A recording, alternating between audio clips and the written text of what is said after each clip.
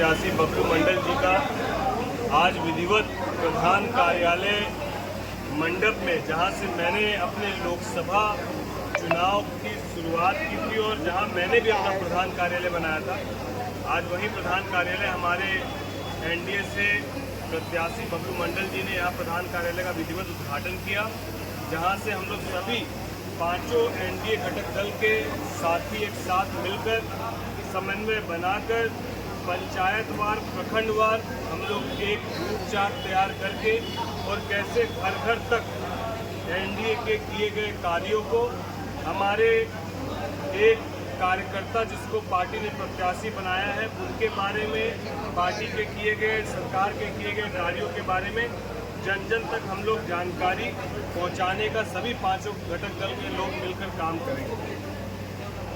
को माननीय गृह मंत्री जी के आने की जानकारी हम लोग को मिली है और लोकसभा की जिले की सभी विधानसभा सीटों पे जितने भी प्रत्याशी है वो सब वहां पर मौजूद होंगे और पूरे मजबूती के साथ यहाँ से माननीय गृह मंत्री जी विधानसभा चुनाव के शंखनाद को करने का काम करेंगे और जितने भी एनडीए के प्रत्याशी हैं उनकी 100% जीत कैसे हो उसकी रूपरेखा और केंद्र सरकार ने विगत 2 बजट में जिस तरीके से बिहार में एक बड़ी राशि का आवंटन किया है, राज्य सरकार ने जिस तरीके से विगत सालों में बड़ी योजनाओं को स्वीकृत करने का काम किया है, उन तमाम विषयों को रखते हुए आगामी और दूरगामी योजनाएं और तमाम विषयों पर हमारे गृह मंत्री जी अपनी बातों को रखने का काम करेंगे। सरकार भगवान हाई स्कूल के सभा के बाद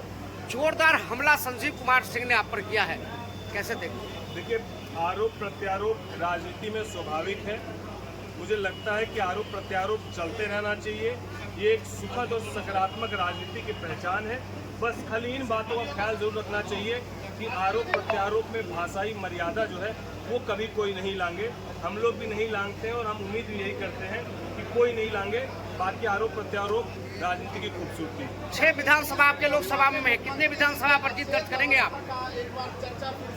कहता है मुख्यमंत्री जी ने पूरा संबोधन अपना वहाँ पर दिया और यदि कोई एनडीए का प्रत्याशी है और उस प्रत्याशी के लिए माननीय मुख्यमंत्री जी प्रचार करने के बाद उत्साहित होकर यदि उसको माला दे रहे हैं, माला पहना रहे हैं, तो इसमें कोई अचेत होने वाली बात कहाँ? अचेत होने का विषय तब होता है जब मुख्यमंत्री जी कुछ नहीं बोल पा रहे हैं, वो स्वयं आ रहे हैं, स्वयं पूरा संबोधन कर रहे हैं, स्वयं हेलीकॉप्टर से जा रहे हैं।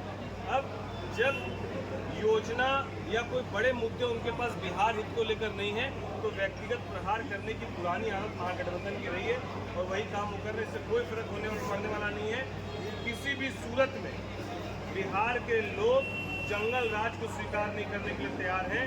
एनडीए की सरकार को ही लोग अपना समर्थन देंगे। आने वाले 14 तारीख को इसका परिणाम मिलेगा। 6 विधानसभा आपके लोकसभा में है सर, कितने विधानसभा पर जीत दर्ज करेंगे? 6 में 6 जीतेंगे, इसमें कोई संशय नहीं है। लोकसभा में हम लोगों ने 6 की 6 सीटें जीती, तो विधानसभा में हम लोग क्यों एक भी सीट कर पाएंगे?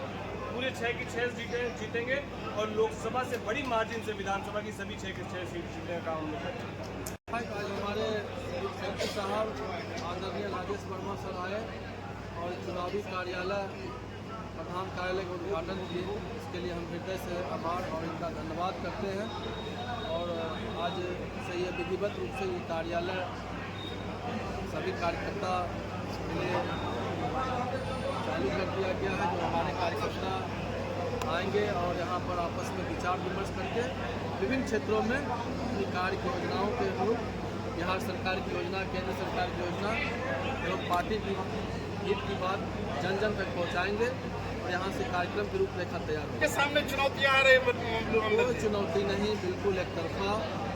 हमारे सामने यहाँ पर पार्टी पूरी एनडीए कार्यकर्ता चुनाव लड़ रहा है, यहाँ कोई चुनौती नहीं है। बिल्कुल अभी हम लोग सभी पंचायत पर भ्रमण कर रहे हैं तो एक तरफा इतना आशीर्वाद, स्नेह, प्यार, ये उमंग खगड़िया वासियों का है कि मेरे बेटा, मेरा भाई को, सच्चा कार्यकर्ता को एनडीए ने टिकट दिया। ये संभव सिर्फ एनडीए में ही है। गजब का उत्साह है और ज़बरदस्त आशीर्वाद, सबों का प्रेम मोहब्बत हमें मिल रहा है। तो हमें लग रहा है कोई चुनौती नहीं है, बिल्कुल एक तरफा। हमारी लड़ाई किसी से नहीं है। हमारे जितने भी अभिभावक हैं, युवा साथी है, दोस्त हैं, हमारी मातृशक्ति माँ बहन है, भरपूर सहयोग हमें मिल रहा है।